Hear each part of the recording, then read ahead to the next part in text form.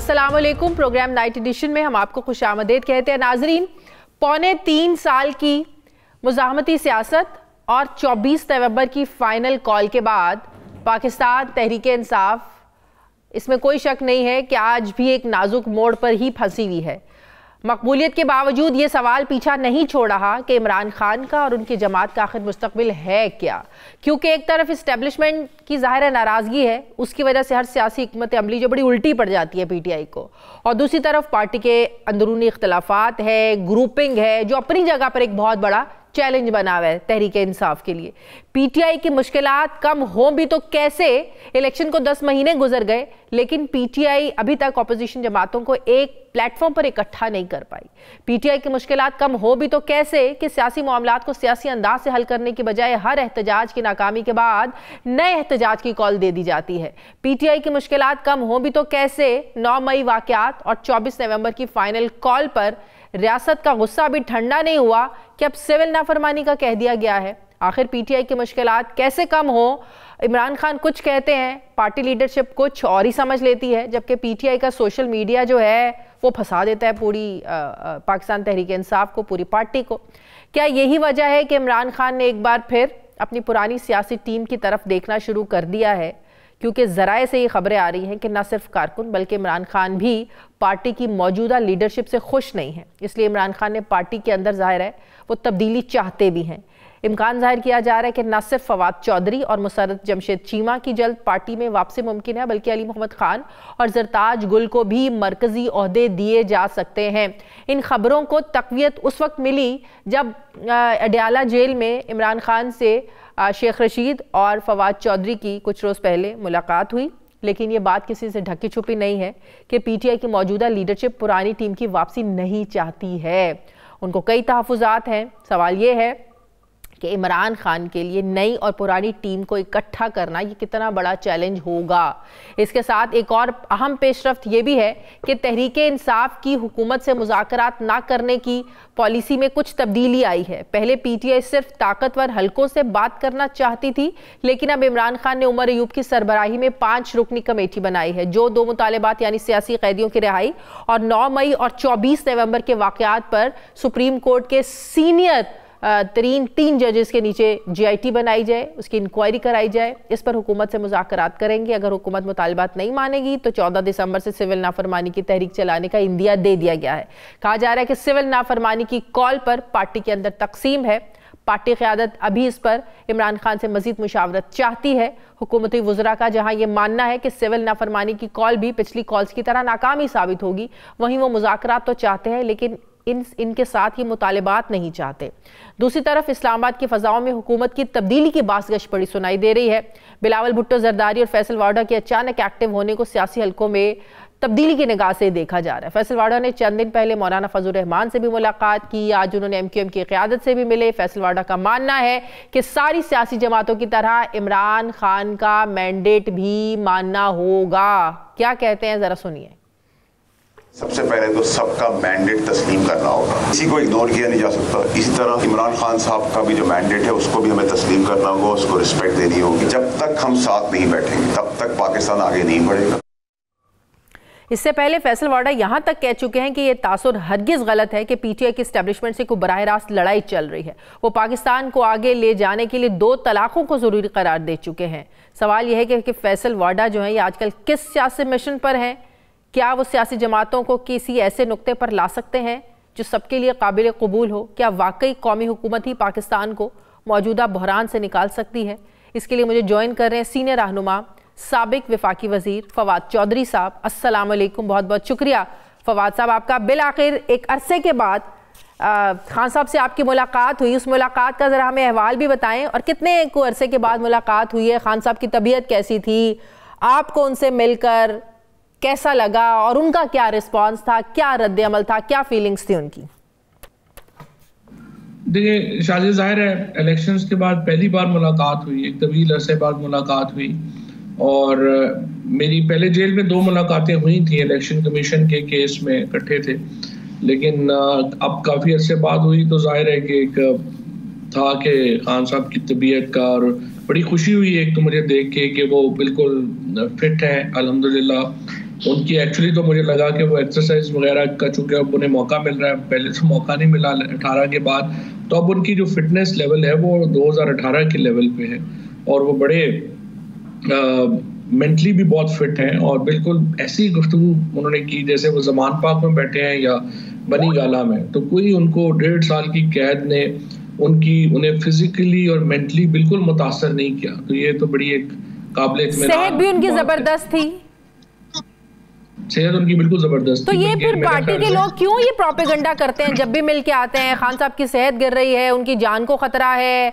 वो तो बिल्कुल फ्रेश नहीं है, ये बड़ा प्रोपेगेंडा करते हैं। जो भी खान से मौजूदा लीडरशिप की मैं बात कर रही हूँ, ये तो आकर बाहर ऐसी, वो कहते हैं ना पंजाबी में, हाला लाला मचा देना कि न जाने पता नहीं क्या हो गया है, कुछ साजिश हो रही है, हुकूमत मारना चाह रही है, पता नहीं कौन सी जो है वो ताकतें जो इमरान खान को मारना चाह रही हैं। आपके मुंह से ये सुनकर अच्छा लगा कि खान साहब की सेहत अच्छी है। नहीं, बिल्कुल दरमियान में कुछ वाकयात हुए थे, 20 दिन एक दफा और 5 दिन अभी एक दफा खान साहब ने बताया कि उन्हें जो है वो बिल्कुल एक डेथ सेल में बंद कर दिया गया था जहां पे कोई रोशनी लाइट जो है वो काट दी गई थी, टीवी उनके पास अब नहीं है, अखबारें उनको नहीं मिल रही हैं।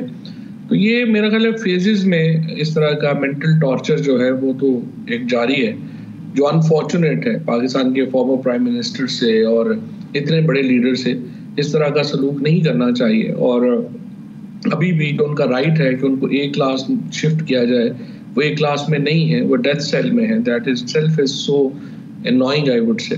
लेकिन ये तो इमरान खान की एक स्ट्रेंथ है फिजिकल और मेंटल के, वो उसी तरह खड़े हैं, उनके ऊपर टॉर्चर में तो कोई कमी नहीं की गई और जुल्म में तो कोई कमी नहीं की गई। ये तो अनफॉर्चुनेट है। अच्छा, आपने अपने इब्तदाई में जो बातें की हैं उनमें से कुछ के साथ तो मैं एग्री करता हूँ, लेकिन कुछ के साथ मैं एग्री नहीं करता जी। मसलन आपका ये कहना बिल्कुल दुरुस्त है कि पीटीआई का ये नाकामी है कि अब तक वो अपोजिशन अलायंस नहीं बना सके और ये एक बुनियादी नाकामी है मैं समझता हूँ। लेकिन जो रिएक्शंस हैं पीटीआई के, शायद आप देखिए कि जो सोसाइटीज होती हैं उन्होंने 800-900 साल जो पिछले गुजरे हैं उसमें जो रियासत का जो बुनियादी कामयाबी क्या है मॉडर्न रियासत की, कि उसने मैकेनिज्म्स क्रिएट किए हैं डिस्प्यूट रेजोल्यूशन के। अब हमारा डिस्प्यूट होता है, उसका तरीकाकार है उसको रिजॉल्व करने का। रियासत से मुतालिक जो चीजें होती हैं उसको आइन जो है वो रिजॉल्व करता है।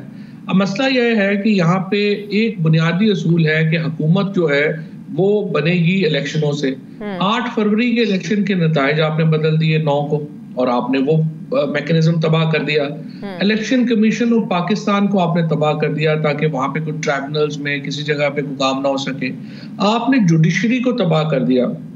एंटी टेररिज्म कोर्ट्स के जजेस जिन्होंने रिलीफ दिया तहरीक इंसाफ को कानून के मुताबिक, आप देखें उनकी फैमिलीज के साथ क्या सलूक हुआ। उसके बाद हाई कोर्ट के जजेस के साथ क्या हुआ और फिर 26वीं आईनी तरमीम लाके आपने सुप्रीम कोर्ट ही खत्म कर दी।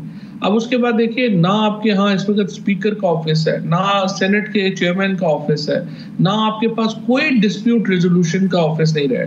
तो आप मुझे बताइए कि तहरीक इंसाफ के पास रास्ता क्या है प्रोटेस्ट के अलावा, और आप क्या करें? बातचीत आपने खुद सुन लिया कि ये जब हो रहा था धरना तो मोहसिन नकवी साहब ने और तमाम जो गवर्नमेंट है, तारिर साहब वगैरह, इन सब ने आके ये कहा कि हम तो मुज़ाकरात बिल्कुल नहीं करेंगे। लेकिन आप देखें ना 24 नवंबर का जो प्रोटेस्ट हुआ, क्या इस तरह के प्रोटेस्ट भी हल होते हैं जब आप कहेंगे जी सर पर कफन बांध कर निकलेंगे और फिर आप कहते हैं कि लोगों की, ये आपको घर से आप निकलते हैं तो आप जब सर पर कफन बांध कर निकल रहे हैं तो आपको इस बात का दराक होना चाहिए कि कुछ भी हो सकता है, हर तरह की सिचुएशन के लिए तैयार रहना चाहिए। अब ऐसा तो नहीं था कि पीटीआई समझ रही थी कि जब हम ये नारे लगाकर निकल रहे हैं तो आगे से हुकूमत जब फूलों के हार लेकर खड़ी होगी, जाहिर है रिएक्शन होगा, ये भी एक्सपेक्टेड था। तो फिर बुशरा बीबी की बात में जो आप देखें, जो उनकी बातें सामने आई कि मैं तो वहां से निकलना ही नहीं चाहती थी, जबरदस्ती मुझे तो वहां पे अकेला छोड़ दिया गया।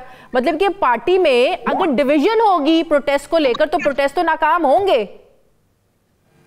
पहली बात तो ये है कि किसी मुहज़्ज़ब मुआशरे में मेरा नहीं ख्याल ये सोचना आसान है, और ये सोचना आसान था किसी के लिए भी। सो आपने देखा कि जब लोग वहां पे गए वो तो सिक्योरिटी फोर्सेस के साथ हाथ मिला रहे थे, गले मिल रहे थे। जब भी हालात बेहतर होंगे डेफिनेटली। फवाद, मॉडल टाउन वाक़े के बाद यहाँ पर कुछ भी एक्सपेक्ट किया जा सकता है। ये बात आपकी सही है और ये मैं समझता हूँ कि हमारी बहुत बड़ी गलती है, उस पर हमें माफ़ी मांगनी चाहिए मॉडल टाउन के लोगों से कि अगर हम उस वक्त उसको इंसाफ नहीं दिला सके, जिसकी वजह से इस तरह के वाक़यात जो हैं वो होते हैं। और डेफिनेटली उसका वो वाक़या अभी तक, लेकिन आप देखिए ये वो वाक़या, मॉडल टाउन का वाक़या इतने सालों के बाद भी लोगों की यादों में जिंदा है और लोग इंसाफ चाहते हैं। तो आप ये देखेंगे कि डी चौक का वाक़या भी लोगों की यादों से महव नहीं होगा, और ये इसके ऊपर भी वापस, और इसीलिए मैं समझता हूँ कि ये जो कमीशन बनाने का मुतालबा है, कोई भी मोहसिन नकवी साहब के साथ अगर होता और मामला होंगे तो उन्हें मैं यही मशवरा देता कि आप फौरी तौर के ऊपर इसको जो है वो आप कमीशन बना दें, ताकि कल को ये वापस हॉन्ट ना करे आपको। फवाद, मुझे ये बताएं कि आपकी पार्टी में वापसी कब तक है? खान साहब ने उस दिन क्या आपको कोई इस तरह का कोई पॉजिटिव जेस्चर, कोई पॉजिटिव इस पर बात हुई? क्योंकि जब आप लोगों ने पार्टी सियासत फिलहाल उस वक्त के हालात के मुताबिक छोड़ने का ऐलान किया था, बड़ी तनकीद हुई थी आप लोगों पर। उसके बाद जो मौजूदा लीडरशिप है, जब भी हम उनसे बात करते थे पुरानी लीडरशिप की आप लोगों के हवाले से, तो उनकी एक ही सोच होती थी कि जब मुश्किल वक्त में हम लोगों ने पार्टी का साथ दिया, खड़े रहे, तो अब ऐसे कैसे हो सकता है कि जो छोड़कर भागने वाले हैं उनकी पार्टी में जगह बने? तो कब तक पार्टी में वापसी मतवक्के है आपकी और के सौदे के साथ? पहली बात तो शाजिया ये है कि मुश्किल वक्त तो हमारा खत्म ही नहीं हुआ और हम ही मुश्किल वक्त का सामना कर रहे हैं। जो सच्ची बात यह है कि जो मौजूदा लीडरशिप में जो लोग हैं उन्होंने तो नहीं देखा उस तरह का वक्त, जो वक्त हम पे गुजरा है, और अल्लाह ना करे कि हमारे किसी और दोस्त के ऊपर या इन दोस्तों के ऊपर वो वक्त गुजरे, क्योंकि जो वक्त हम लोगों ने देखा है, जिस तरह की तशद्दुद, जिस तरह की बर्बरियत, फस्तायत, जेलें और बेगुनाह हम लोगों को अंदर रखा गया, मुझे अंदर रखा गया, बाकी बेशुमार दोस्तों को अंदर रखा गया, मुशर्रफ चीमा है, जमशेद चीमा साहब, ये सब लोग, और सदाकत अब्बासी है, और ये हमारे वासे बेशुमार लोग हैं। अब क्या मैं नाम लेना शुरू करूँ तो नाम ही वक्त ही ख़त्म हो जाएगा। जो मुश्किल वक्त हम लोगों के ऊपर गुजरा, जो हमने सहा, वो तो जाहिर है कि मौजूदा लीडरशिप ने तो नहीं सहा, और अच्छा है कि अल्लाह महफूज भी रखे। लेकिन इशू ये है कि हमने तो इसके बावजूद जो है वो इमरान खान से अपना ताल्लुक कभी नहीं छुपाया, और कभी हमने उस ताल्लुक को जो है वो ख़त्म नहीं किया। और मैं ये समझता हूँ कि इंशाअल्लाह ताला ये जो हमारा ताल्लुक है ये बरकरार भी रहेगा, और इसको हम इमरान खान की जो ज़ात की हद तक जो हमारा वफादारी है, जो ताल्लुक है, वो तो हमेशा है। इमरान खान ने हमेशा जो है वो हम पे ट्रस्ट किया है, और अब भी जब मैं मिला हूँ तो मुझे बड़ी खुशी है कि इमरान खान साहब का पूरा एतमाद जो है वो मुझे हासिल है। सही, तो इसका मतलब है पार्टी में आपकी जल्द, और इमरान खान वाकई पार्टी के अंदर तब्दीली, पार्टी स्ट्रक्चर में तब्दीली चाहते हैं? देखिए, सच्ची बात यह है कि इतने बड़े इश्यूज हैं इस वक्त कि ये कुछ छोटी बातों के ऊपर कि मेरा क्या होगा वो होगा, ना मैंने बात की है, ना ही कोई मेरा इरादा है ये बातें करने का। हमने जो भी लीडरशिप, खान साहब ने अपनी 5 मेंबर कमेटी जो बनाई है, तो मैं I intend to support that, जिस तरह भी हम सपोर्ट कर सकें, और इसको हमने कामयाब बनाना है। और आपको मालूम है कि आपके प्रोग्राम में भी मैंने ये कहा है, पहले भी ये कहा है कि मेरी नज़र में जो 2 सबसे बड़ी खामियां हैं पीटीआई में, वो यही हुई कि एक तो हम जब 9 फरवरी को तहरीक चलानी थी उस वक्त आपने तहरीक नहीं चलाई, और दूसरा ये कि आप अलायंस नहीं बना पाए। तो अलायंस बनाना ज़रूरी है। तो अलायंस के लिए जो भी हम कर सकेंगे, इस कमेटी की मुआवनत कर सकेंगे, मदद कर सकेंगे, वो इंशाल्लाह ज़रूर करें। तो ये जो 5 रुकनी मुज़ाकराती कमेटी है, ये सिर्फ हुकूमत से बात करेगी? हुकूमत तो बात करने के लिए तैयार नहीं है। वो कहते हैं ये इस तरह तो बात शुरू नहीं हो सकती कि आप पहले कहें कि ये मुतालिबात हमारे माने तो बात हो, या अभी भी आप लोग समझते हैं या खान साहब समझते हैं कि बात इस्टेब्लिशमेंट से होगी तो ही कुछ बनेगा?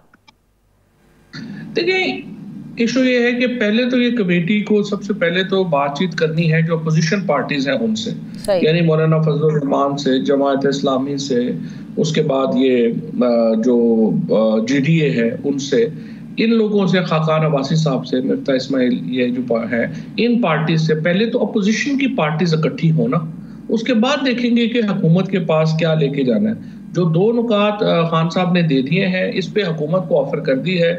आप देखेंगे, यही तो मैं आपसे कह रहा हूँ कि हुकूमत, आप खुद देख लें, प्रोटेस्ट के अलावा और ऑप्शन क्या छोड़ती है आपके पास? आप वो कहते हैं कि आप प्रोटेस्ट ही करें, उसके अलावा हम कुछ नहीं सुनने को तैयार। एक मुल्क को हिजान की कैफियत में हुकूमत ने रखा हुआ है, अपोजिशन ने नहीं रखा हुआ। और अगर आज जो है हुकूमत के संजीदा लोग जो है अगर वो इस वक्त तैयार नहीं है आपके बातचीत करने में और सुनने में और इन मुतालबात, और ये आपके मुतालबात भी देखें तो ये बड़े जेन्युइन मुतालबात हैं कि आप कमीशन बना दें 26 मई और 9 मई के ऊपर सुप्रीम कोर्ट के सीनियर मोस्ट जजेस के ऊपर। ये मामला इतना ही सीधा है जितना आप बता रहे हैं, क्या हुकूमत के हाथ में ये सब कुछ है? यहाँ पर तो अगर कहीं से इशारा मिले एहतजाज करने की नौबत ही ना आए ना, मामला वैसे ही सेटल्ड हो जाए। ये आपको भी पता है, ये पाकिस्तानी सियासत में ऐसे ही होता है। नहीं, लेकिन हुकूमत ने एस्टेब्लिशमेंट से आगे फिर बात करनी है ना, लेकिन हम एस्टेब्लिशमेंट से बराह रास्त जब बात करने का कहते हैं तो फिर आप लोग कहते हैं कि नहीं आपको तो सियासी जमातों से बात करनी चाहिए। जब आप सियासी जमातों और हुकूमत से कह रहे हैं तो अब आप कह रहे हैं कि नहीं आप एस्टेब्लिशमेंट से करें। तो मेरा ये ख्याल है कि लेट्स मतलब अब मोहसिन नकवी साहब एस्टेब्लिशमेंट है या हुकूमत है हमें नहीं पता, आपको भी नहीं पता। सो ये फैसले वो खुद ही कर लें आपस में कि किसने बैठना है, क्या करना है, कैसे आगे जाना है। सो हमारा तो मतलब ये है कि जो भी फैसला करने वाले हैं वो इकट्ठे बैठ जाए और इसके ऊपर हम आगे बढ़े। चलिए, मोहसिन नकवी साहब का तो नहीं पता वो किस में है, वाडा साहब के ताल्लुकात जो है वो कहाँ है और कहाँ उनकी ज़्यादा चलती है और कहाँ की खबरें उनके पास बड़ी सच्ची होती हैं, ये आपको भी पता है, ये सबको पता है। आजकल वो बड़े एक्टिव हैं, चाहे मौलाना का मदारिस को लेकर उनकी नाराज़गी, उनको मनाने का बात हो, बिलावल से मुलाकात हो, आज उनको MQM से जाकर मिले हैं। तो कोई आपको लग रहा है कि कोई सियासी तब्दीली, कोई हुकूमती तब्दीली, कोई खिचड़ी पक रही है? नहीं, खिचड़ी तो पक रही होगी। उसकी वजह ये है कि अभी मैं देखता हूँ कि देखें JUI का भी मुकम्मल मीडिया ब्लैकआउट हुआ है, आज उनको भी कहीं पे नहीं दिखाया गया, हालांकि उनका बहुत बड़ा इज्तिमा था। तो जो इस वक्त तलखियां हैं हुकूमत में, अपोजिशन में बड़ी बढ़ रही हैं, और बिलावल भुट्टो जो है मेरा ये ख्याल है कि वो भी मुतमईन नहीं है इस हुकूमत से।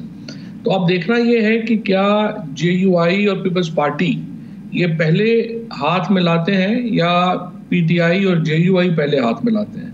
अब इनमें से जो पहले हाथ मिलाएगा वो फिर तीसरे के साथ उसका क्या रिलेशनशिप होगा, इससे डिफाइन होगी अगली पॉलिटिक्स पाकिस्तान की। क्योंकि अगर इस वक्त सीटों का नंबर भी आप देखें तो JUI, पीपल्स पार्टी और PTI का तकरीबन 170 लोग बनते हैं और आपको हुकूमत बनाने के लिए 166 चाहिए। सो ये आप देखते हैं कि इनमें से पहला अलायंस पीपल्स पार्टी और JUI का होता है या कैसे आगे चलते हैं। ठीक है, बहुत बहुत शुक्रिया साबिक वफाकी वज़ीर रहनुमा फवाद चौधरी साहब मेरे साथ थे। बहुत शुक्रिया फवाद आपका। मुझे ब्रेक लेनी है नाज़रीन, वापस आते हैं एक छोटे से वक्फे के बाद।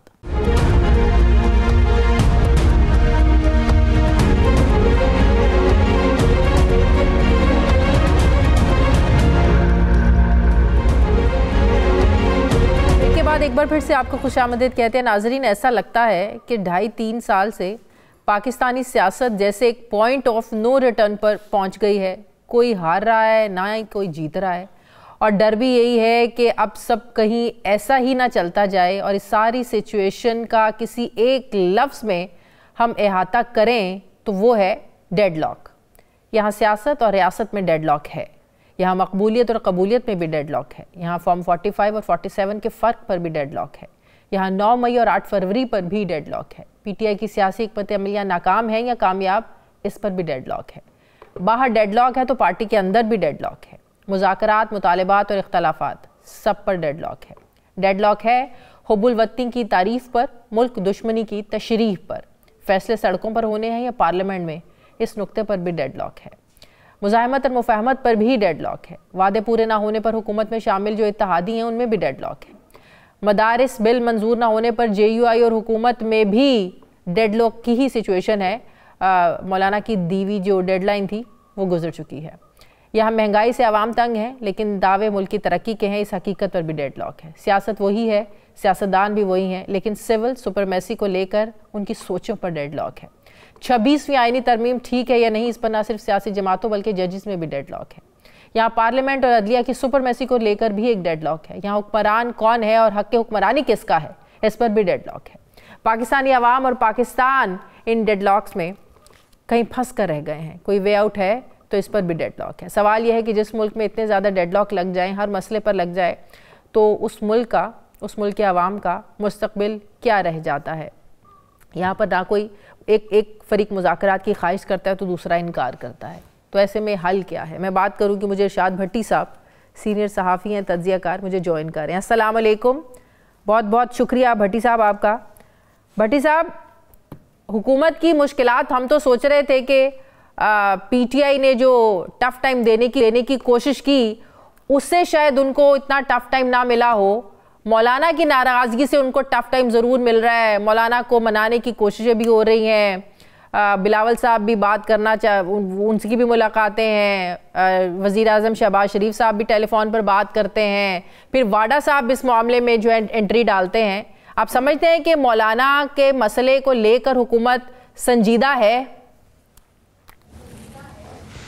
जी 101% संजीदा है। उसकी वजह यह है कि मौलाना साहब को हुकूमत अफोर्ड नहीं कर सकती अपने मुखालिफ खड़ा करने के लिए, यानी अपने मौलाना उनके मुखालिफ हों, ये हुकूमत अफोर्ड नहीं कर सकती। क्यों? क्योंकि हुकूमत को एक ही काफ़ी है, पाकिस्तान तहरीक इंसाफ, और पाकिस्तान तहरीक इंसाफ से के हवाले से जो हरबे हुकूमत आजमा रही है वो मौलाना साहब के बारे में सोच भी नहीं सकती।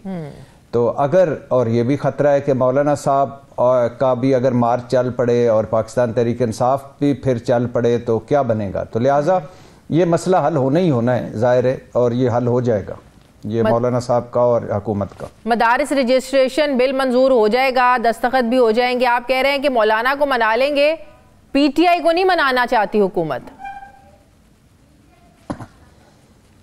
जी बिल्कुल, उसकी वजह है ना, उसकी वजह यह है कि एक तो हुकूमत के हाथ में है कुछ नहीं, दूसरा हुकूमत बेनिफिशरी है इस लड़ाई की, ये पीटीआई और इस्टेब्लिशमेंट की जो लड़ाई है इसकी बेनिफिशरी है, और तीसरा हुकूमत की मुकम्मल ख्वाहिश है। आप प्रधानमंत्री शहबाज शरीफ और मुख्यमंत्री मरीम नवाज़ के फरमुदात सुने तो वो कह रहे हैं ये सियासी गंद है, इससे साफ़ करना है, ये फितना है, तखरीबकार हैं, दहशतगर्द हैं, इनके हाथ तोड़ने और इनको ख़त्म करना है।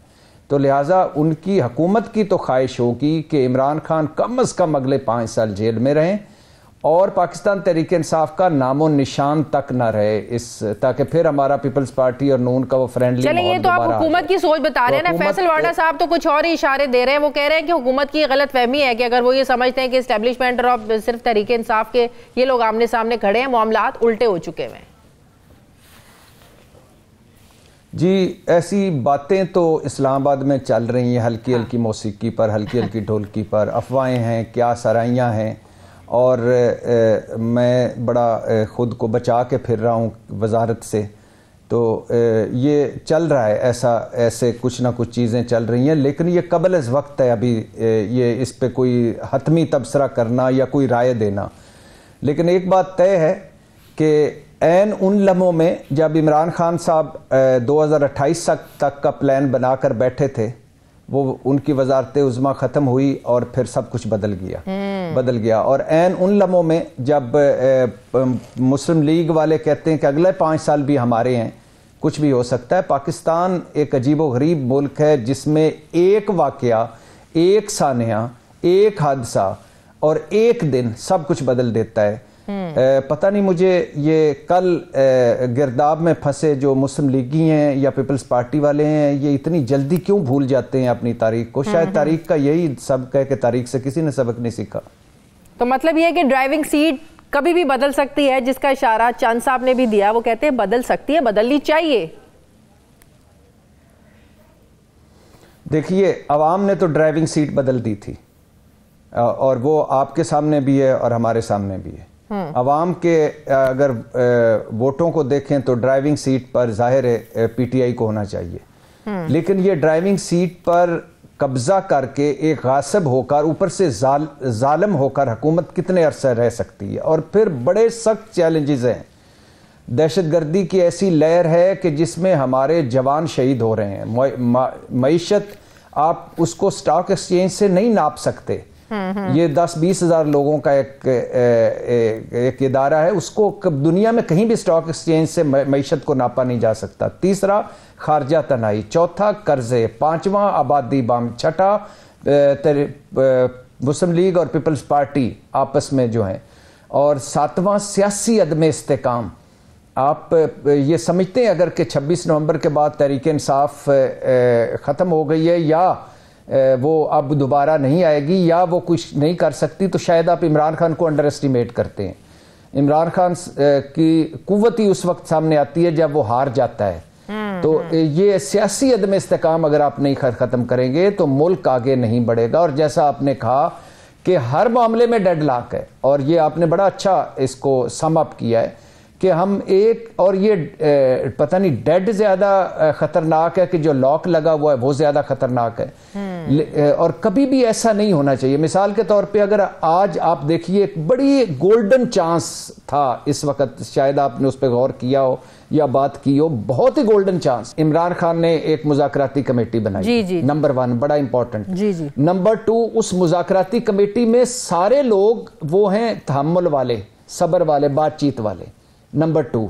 नंबर 3, उस मुज़ाकराती कमेटी को बनाकर इमरान खान ने पहली दफा इस हुकूमत को माना है कि ये हुकूमत है, इसमें इलेक्शन या इलेक्शन धांधली की बात नहीं की। ये तीसरा बड़ा गोल्डन चांस है।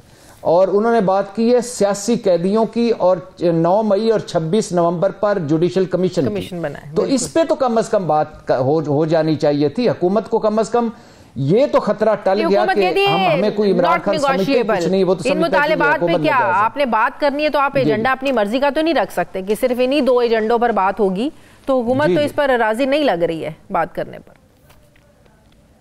नहीं देखिए, हो सकता है दोनों ना माने जा सकते हो। एक अदालतों से तय होना हो और दूसरा हो सकता है 19-20 के साथ कुछ और होना हो।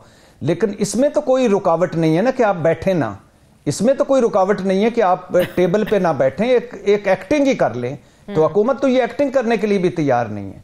तो हुकूमत कभी भी नहीं चाहेगी पाकिस्तान तहरीक इंसाफ को सियासी स्पेस देने और बातचीत करने के लिए। आज मैं पता नहीं डॉन की रिपोर्ट थी कि इमरान खान पे पता नहीं वजारत दाखिला कोई मुकदमा बना रही है दहशतगर्दी का, या अगला क्रैकडाउन शुरू हुआ है जो 26 नवंबर के बाद। तो हुकूमत तो कभी भी नहीं चाहेगी कि ये सियासी स्पेस इमरान खान को मिले, उनको एक फरीक समझा जाए, जो कि गलत है और ये हुकूमत के गले पड़ेगा। अगर ये आज हुकूमत, जब आप सियासी स्पेस छोड़ देते हैं तो फिर वो सियासी स्पेस वापस आप देखते हैं तो वो फिल हो चुकी होती है। एक्चुअली यहाँ सबको बार बार मिलती है सियासी स्पेस। आपने बिल्कुल सही कहा, ये पाकिस्तान में एक दिन में हालात बदल सकते हैं। ये हमने मुस्लिम लीग नून के साथ भी देखा है, ये हमने पाकिस्तान पीपल्स पार्टी के साथ भी देखा है। ये पाकिस्तान है, यहाँ से रात से दिन होते हुए पता नहीं चलता सियासी हालात में। सिविल नाफरमानी की तहरीक का ऐलान कि इन 2 मुतालिबात को नहीं माना तो सिविल नाफरमानी की तहरीक, आपको लगता है कि ये गलत फैसला है तहरीक इंसाफ का एक बार फिर से? जी, बहुत एक वो फैसला है जो अगर मैं पहले अपनी ज़ाती राय दे लूँ तो बिल्कुल नहीं फैसला ये लेना चाहिए, क्योंकि इसमें एक तो कोई ऐसा काम नहीं करना चाहिए जिसमें मुल्क को नुकसान पहुँचे। कोई ऐसा काम नहीं करना चाहिए जिसमें अवाम और मुल्क आमने सामने हो। कोई ऐसा काम नहीं करना चाहिए जिसमें केपी और वफाक आमने सामने हो। कोई ऐसा काम नहीं करना चाहिए जिसमें पाकिस्तान तहरीक इंसाफ को लगे कि सिर्फ उसे अपना इक़्तिदार अहम है। हाँ, वो अपनी सियासी स्पेस लेने के लिए, अपना मैंडेट लेने के लिए, इमरान खान के लिए, जाली मुकदमों के लिए, क्रैकडाउनों के खिलाफ बात अपनी जद्दोजहद कर सकती है, एहतजाज कर सकती है। लेकिन ये सिविल नाफरमानी वाली एक तो ये, दूसरा इसकी कामयाबी के चांसेस थोड़े हैं, तीसरा ये गलत हिकमत अमली है। लेकिन इसमें एक पॉइंट जो अगर मैं दूसरे एंड से सोचूं, पाकिस्तान तहरीक इंसाफ, अभी तो उन्होंने 14 दिसंबर की डेडलाइन दी है और हुकूमत ने बड़ा अपनी वो जो हुकूमत होती है ना एक फिरौनियत में, ताकत के नशे में, वो एक वो सारा मौका ज़ाया कर रही है। इसमें बड़ा एक क्रिटिकल है कि मिसाल के तौर पे आप यहाँ छोड़ दीजिए, अगर ओवरसीज़ पाकिस्तानियों ने इसको संजीदा ले लिया तो ये जो एक डॉलर हमें बड़ा इंपॉर्टेंट है। अगर ओवरसीज पाकिस्तानी जो 30 अरब डॉलर के करीब भिजवाते हैं और पाकिस्तान तहरीक इंसाफ की बार क्या है अहमियत है, 2014 में भी थी अहमियत, 2014 में भी ये कॉल दी थी ना भट्टी साहब। लेकिन नहीं, मैं देखिए मैं इस पे तो बात ही नहीं करना चाहता था सिविल नाफरमानी पे, क्योंकि मैं इसको खिलाफ समझता हूँ। लेकिन 2014 और आज के हालात में बड़ा फ़र्क है। 2014 में हम जिस एक थे इमरान खान साहब बाहर थे, वो धरना लेके आए हुए थे। अब जो नफरत और तकसीम और जैसा आपने डेडलाइन कहा, ये इंतहा पे पहुंचे हुए हैं। अब जो सियासत है वो ज़ाती दुश्मनी में बदल चुकी है। अब जो 2014 में कभी भी इमरान खान के हक में अमेरिकी कांग्रेस ने करारदाद नहीं मंजूर की थी, कभी भी बाइडन को 2 मरतबा अमेरिकी कांग्रेस ने कहा था खत न लिखें, कभी भी ट्रंप के फैमिली या के करीब नहीं पाकिस्तान तहरीक इंसाफ गई थी, या किसी भी अमेरिकी सदर के, कभी भी अक़वाम मुत्तहिदा के वर्किंग ने ये नहीं कहा था। कब इतनी बड़ी तादाद में धांधली नहीं हुई थी इलेक्शन में, इतनी बड़ी तादाद में चादर चार दीवारी के तकद्दुस की पामाली नहीं हुई, इतने बड़ी तादाद में इंसानी हकूक़ की पामाली नहीं हुई, 4 सुप्रीम कोर्ट के हुक्म के बावजूद मखसूस नशिस्तें नहीं मिली, इतनी बड़ी तादाद में पाकिस्तान तहरीक इंसाफ के खिलाफ क्रैकडाउन नहीं हुआ, पाकिस्तान तहरीक इंसाफ से सियासी स्पेस नहीं छीनी गई थी, इमरान खान जेल में नहीं थे, नवाज शरीफ अहल होकर और सारा कुछ बख्शवा कर वो इक़्तिदार में नहीं थे, तो सूरत हाल बदली हुई है। लेकिन मैं फिर भी कह रहा हूं कि सिविल नाफरमानी के मैं तो हक में नहीं हूं, लेकिन अगर ये इसका कोई थोड़ा बहुत भी है तो आप कम से कम एक्टिंग तो करे, हुकूमत एक एक्टिंग ही कर ले। अच्छा भट्टी साहब, एक और बड़ी इंपॉर्टेंट चीज आपको भी पता है, अली अमीन गंडापुर ने जो शहबाज शरीफ साहब को खत लिखा जिसमें उन्होंने कहा कि पश्तून मजदूरों की पकड़ धक्कड़, उन पर इंसदाद दहशतगर्दी एक्ट के तहत बेबुनियाद जो FIRs काटी जा रही हैं, ये तो कम तनख्वाहों वाले बेचारे लोग हैं, मजदूर हैं, कहते हैं उनको पकड़कर आप जो है वो टारगेट कर रहे हैं। बलूचिस्तान के हालात हम सबके सामने हैं, हम सब जानते हैं वहाँ पे लापता अफराद के मसाइल क्या हैं, उनके लवाहिकीन, वहाँ पर जो एक अलग जो है ना वो एक अब लोगों की सोच, अगर KP में भी आप लोगों के साथ इस तरह तकसीम डिवीज़न इतना वहाँ पे भी पोलराइज्ड हालात को कर देंगे तो ये मुल्क के लिए आप नहीं समझते कि हुकूमत की तरफ से इस तरह के एक्शन मज़ीद हवा देंगे? आप आज़ाद कश्मीर में जो मूवमेंट चली है उन्होंने अपने मुतालबात मनवा लिए। आज आज़ाद कश्मीर में आप जाए ना तो वो कहते हैं आप पाकिस्तान से आए हैं। GB में जो हालात हैं वो आपके सामने हैं। बलूचिस्तान में लोग वो जो, हालांकि पंजाबियों का क्या कसूर है बलूचिस्तान में, लेकिन उनके शनाख्ती कार्ड देख के गोलियां मार दी जाती। इन्होंने 26 नवंबर के बाद इस्लामाबाद पुलिस और पंजाब पुलिस ने वो जुल्म किए हैं। इनको बार बार हम सारे टीवी पे कहते रहे कि हर पख्तून PTI का हामी नहीं है और हर PTI का हामी जो है उसका इस इत्तेजाज से कोई तल्लुक नहीं। मैं फिर भी कहता हूं KP वालों को कि पठान भी हमारे भाई, बलोच भी, पंजाबी भी, कश्मीरी GB वाले भी, ये इस्लामाबाद पर वो भी थोड़ा सा हौसला रखें। जुल्म हुआ है, हमें भी पता है, हम उनके साथ खड़े हैं। और इस हुकूमत ने जिस तरह इस इत्तेजाज को डील किया वो भी सबके सामने है, और प्री इस्तिजाज के दौरान और पोस्ट इस्तिजाज जो किया वो जुल्मों सितम की इंतहा है। खुदा के लिए इस नफरतें और तकसीम इतनी ना बढ़ाएं कि आप फिर ये 27 किलोमीटर के इस्लामाबाद की हुकूमत न रह जाए। बहुत बहुत शुक्रिया, बहुत शुक्रिया सीनियर साहब तजियाकार इरशाद भट्टी साहब मेरे साथ थे। मुझे ब्रेक लेने नाज़रीन वापस आते हैं एक वक्फे के बाद।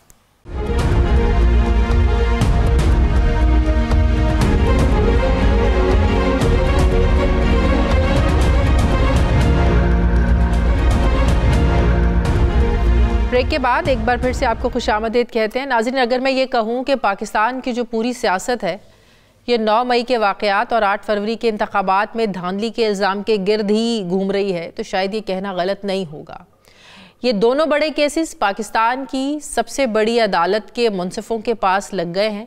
7 रुकनी आइनी बेंच जस्टिस अमीनुद्दीन की सरबराही में ज़ाहिर है ये सारे मामले को देखने जा रहा है। यही नहीं, तहरीक इंसाफ के रहनुमाओं के खिलाफ जाली मुकदमात दर्ज करने के खिलाफ भी एक दरख्वास्त को काबिल समात करार देकर तारीख डाल दी गई है। इमरान खान को अडयाला से KPK की किसी जेल में शिफ्ट करने की दरख्वास्त भी इसको भी फिक्स कर दिया गया है।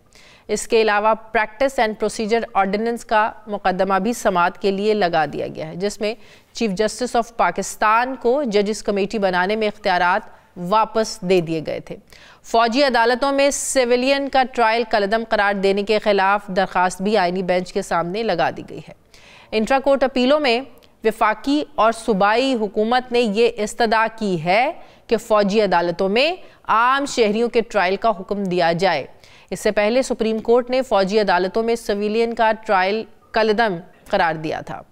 नाजरीन, ये गुज़श्ता कई महीनों से पाकिस्तान तहरीक इंसाफ जिन मुकदमात की समात ना होने का शिकवा करती आई है, अब वो मुकदमात समात के लिए फिक्स हो चुके हैं। तो सवाल यह है कि इन केसेस के सियासी और कानूनी असरात क्या होंगे, क्योंकि PTI ने अभी से इन केसेस को आईनी बेंच के सामने लगाने पर सवालात उठाना शुरू कर दिए।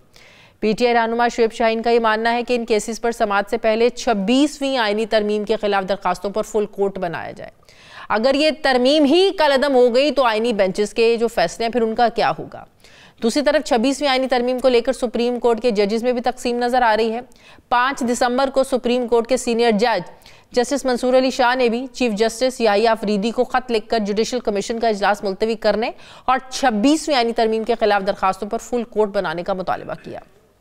जस्टिस मंसूर ने खत में कहा कि ये दरखास्तें मुस्तरद भी हो सकती हैं और मंजूर भी। अगर दरखास्तें मंजूर होती हैं तो जुडिशल कमीशन के फैसलों की जो वक़्त है ये ख़त्म हो जाएगी और ऐसी सूरत हाल इदारे और मेंबर के लिए शर्मिंदगी का बायस बनेगी। जिस पर चीफ जस्टिस याहिया अफरीदी ने जवाबी खत तो नहीं लिखा, मगर 6 दिसंबर को चीफ जस्टिस ने जुडिशल कमीशन के इजलास में जस्टिस मंसूर अली शाह का फुल कोर्ट बनाने का मुतालबा मुस्तरद किया और कहा कि आईनी मुकदमात की समाअत के हवाले से फैसले आईनी कमेटी करेगी।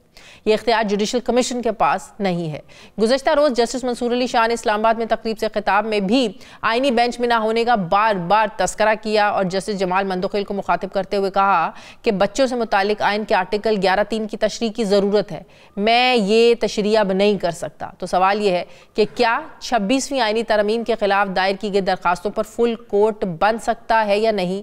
जो बड़े बड़े केसेस आईनी बेंच के सामने फिक्स किए गए हैं उनके क्या असरात होंगे, इस पर मैं बात करूंगी। मुझे ज्वाइन कर रहे हैं माहिर कानून साबिक अटॉर्नी जनरल अशरफ औसाफ साहब। अस्सलाम वालेकुम, बहुत बहुत शुक्रिया अशरफ औसाफ साहब आपका।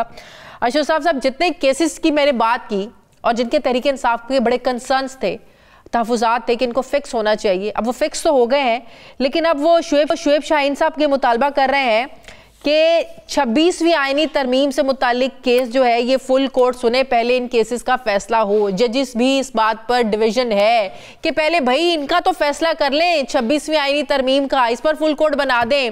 अगर इसको ही कलअदम करार दे दिया जाता है तो फिर कौन से आईनी बेंचेस, तो फिर कौन से आईनी बेंचेस के फैसले। आपके ख्याल में ये मुतालबा जायज़ है सर? वालेकुम अस्सलाम। आपका मैं इंट्रो बड़े गौर से सुन रहा था और आपने जो बातें की वो बिल्कुल वाकई इसी तरह चल रहा है कि सारा फोकस बजाय पार्लियामेंट के और बजाय इसके कि वो पॉलिटिकल सॉल्यूशंस की तरफ जाएं, वो सारी चीजें अब कोर्ट्स में ही जा रही हैं। कुछ बरसों से आप यही देख रहे हैं कि तमाम पॉलिटिकल मामलात, पॉलिटिकल प्रोसीजरल चीजें, सब्सटैंटिव बातें, ये सारी की सारी इलेक्शंस के बात हो, पॉलिटिकल पार्टीज के अंदर इंतखाबात की बात हो, इलेक्शंस जो मुल्क में हुए उनकी बात हो, ये तमाम के तमाम कोर्ट्स में चले गए। और इसके अंदर आप देखेंगे कि फैसले जो हैं जो आम आदमी के हैं वो इल्तवा में चलते चले गए। अभी आप देखिए 26वीं तरमीम, मैं उसकी मेरिट्स की तरफ नहीं जाना चाहता, मैं उसकी डीमेरिट्स की तरफ नहीं जाना चाहता। मैं सिर्फ ये बताऊंगा आपको कि जो जिस सूरत से केसेस चल रहे हैं, मैं देख रहा हूं कि अगले दिन भी मैं कोर्ट में था तो 80 मुकदमात का फैसला जो क्रिमिनल साइड के ऊपर थे वो एक अदालत में हुए। इसी तरह 26 फैसले जो है वो दूसरी बेंच के सामने हुए और इसी तरह हाई कोर्ट में तेजी से अब काम चल रहे हैं। ये तो अच्छी बात है कि जुडिशरी जो है वो केसेस को अब निपटा भी रही है, उनके फैसले भी कर रही है। और ये जो फोकस है, आपने जिस तरह बताया भी कि आईनी जो बेंच है उसके सामने चला गए हैं सारे केसेस के, क्या उनका फैसला होना है वो तो वकला की बहस के ऊपर और कानून की तशरीह के ऊपर होगा। ये कहना कि ये फुल कोर्ट बनना चाहिए, माजरत के साथ बात यह है कि ये जब तक के आइन में तरमीम नहीं थी तब भी फुल कोर्ट की बातें होती थी और वो चीफ जस्टिस साहिबान जो थे वो कहते थे कि हमें फुल कोर्ट बनाने की जरूरत नहीं है। अब ये सारे के सारे जो है वो अगर आईनी तशरीह की बात है तो फिर वो बेंच के जो 3 लोग हैं, जो जजेस हैं, वो फैसला करेंगे कि उनकी किस तरीके से। दूसरा आइन भी ये भी कहता है कि ये जिस तरीके से दायर हुए हैं वो अपने तसलसल के हिसाब से आएंगे, एक केस को दूसरे केस के ऊपर फौकियत नहीं दी जाएगी जब तक कि उसके अंदर ऐसा मामला ना हो जो कि फौरी तौर पे गौर तलब हो। ये सब की सब बातें जो हैं ये अब इर्तिकाई सिलसिले चल रहे हैं। टाइम विल टेल कि ये सारे जो मामलात हैं जो अमेंडमेंट के बाद आ रहे हैं वो क्या एहसन तरीके से हो रहे हैं या उनमें रखना अंदाजी है। लेकिन याद रखिए इस बात का कि जब कोई केसेस आते हैं तो फिर उसके ऊपर मुतदाद सारी बातें शुरू हो जाती हैं उनकी सुनवाई से पहले ही। तो वो एक अच्छी बात नहीं है। उससे आपकी एक मुक्तदर जो इदारा है, जो कि जिसको आप सुप्रीम कोर्ट कहते हैं, उसकी साख के ऊपर बातें आती हैं। तो तहरीक इंसाफ तो आज भी यही समझती है ना कि 26वीं आईनी तरमीम के बाद जुडिशरी का जो इन्होंने हाल कर दिया है, आईनी बेंचेस बना दिए हैं, उनको तो वो आज भी कहते हैं उन्हें तो इंसाफ मिलने की तवक्को नहीं है। तो बात यह है कि जब पहले ही आप अपनी जुडिशरी पर मतलब कि ट्रस्ट ही ना करें तो ये फैसलों पर असरअंदाज होने के मुतरादिफ आप समझते हैं? 100%। देखिए, जब आप इस तरह की बातें करते हैं तो फिर आप 3 बातें कर रहे हैं। एक कि आप नो कॉन्फिडेंस का इजहार कर रहे हैं। दूसरा, आपको अपनी केस की कमजोरी जो है वो आप किसी और के ऊपर डाल रहे हैं। और तीसरा कि आप उससे मुल्क की साख, जो बैरून मुल्क साख है वो भी, और जो आपके मुल्क के अंदर आपकी साख है उसको भी कमजोर कर रहे हैं। याद रखिए कि आपको एक थर्ड पार्टी को ट्रस्ट करना होता है। आप देखिए कि आप अपने दलील के साथ बात करें। दलील के साथ जो है, जो बात करती है, की जाती है और सच्चाई की बात होती है, वो दिल पे असर रखती है। मैंने नहीं देखा कि जो जब जज बन जाते हैं तो वो किसी के मरहून मिन्नत होते हैं। जब आप जज किसी को बना देते हैं तो चाहे वो आज से 150-200 साल पहले के अमेरिका के कोर्ट्स की बात है जहां पे प्रेसिडेंट अपनी मर्जी से जजेस लगाता था, या वो हिंदुस्तान में बात है या पाकिस्तान में बात है कि जब जजेस को लगाया गया और तो वो उन्होंने कोई उसमें तामुल नहीं उनको हुआ कि उन्होंने जिस लगाया उसी के खिलाफ फैसला किया। मैं नाम नहीं लूंगा, लेकिन हिस्ट्री सारी इन चीजों से, लेकिन दलीलों से जाहिर है, कानूनी आईनी तौर पर जाहिर है फैसले होने हैं अशतर और साफ साफ। लेकिन यहाँ पर इतना शोर शराबा फिर ये सीनियरिटी पर जो एक एक्सरसाइज चलती आ रही थी चीफ जस्टिस के हवाले से, फिर उसको इतना खत्म करने की उजलत क्या थी? जी देखिए, टाइमिंग अपनी जगह पे है। मैं टाइमिंग से शायद इख्तलाफ करूंगा कि ये टाइमिंग दुरुस्त नहीं थी, और इसका मेरी नज़र में इसका इतलाक प्रोस्पेक्टिव होना चाहिए था, यानी आने वाले सारे सिलसिले में इसके अंदर। लेकिन फिर भी मैं आपको ये बताऊं कि जजेस जो हैं उनको फैसले करने हैं आईन और कानून के मुताबिक, अपनी ज़ाती पसंद और नापसंद को नजरअंदाज करके। इसी को इंडिपेंडेंस कहते हैं। इंडिपेंडेंस सिर्फ ये नहीं है कि आप बैरूनी मदाखलत या बैरूनी दबाव से अपने आप को मुबर्रा करें। इंडिपेंडेंस है जब आप अपने personal prejudices, personal likes and dislikes, personal inkling से हटकर फैसले करें। तो आइन का तकाजा क्या है? आइन का तकाजा ये है कि ये एक बेंच बन चुका हुआ है, उस बेंच के सामने जाना है और आप ऐसी अपनी आर्ग्यूमेंट्स करें, आप ऐसी तैयारी से जाएं कि आपके खिलाफ कोई बात हो ना सके। हाँ, अगर आप घर से ही हार के निकलेंगे तो आपकी दलील में वजन नहीं होता। ये चीज हमने बहुत पहले सीखी है और ये हमें सीखना चाहिए, और यही हमारी प्रैक्टिस है कि हम अपनी पूरी तैयारी करके जाएं और अपनी दलील के साथ मनवाएं। बिल्कुल सही। अब जो फौजी अदालतों में सिविलियन का ट्रायल कलअदम करार देने के खिलाफ दरख्वास्त भी जो आईनी बेंच के सामने लगा दी गई है। अब आप देखें इस्तदा कौन कर रहा है इंट्रा कोर्ट अपीलों में, वफाकी और सूबाई हुकूमत, जो कह रहे हैं कि फौजी अदालतों में आम शहरियों के ट्रायल का हुक्म दिया जाए। इससे पहले आपको भी पता है सुप्रीम कोर्ट ने ये कलअदम करार दिया था। तो ये हुकूमतें जो इस्तदा कर रही हैं, वफाकी भी और सूबाई भी, ये तो उल्टा सबके गले पड़ेगा। और क्या ये वाइस डिसीजन है इन लोगों के, ये जो करना चाहते हैं? मैं बताऊं, ये स्टेट की जिम्मेदारी है कि वो स्टेट के कवानीन जो हैं उनको इम्प्लीमेंट करवाए। नंबर 2, स्टेट की जिम्मेदारी है कि वो स्टेट की जो तनसीबात हैं, स्टेट की जो रिट है, उसको मेंटेन करे। तो स्टेट ही उसके अंदर कंप्लेनेंट होती है।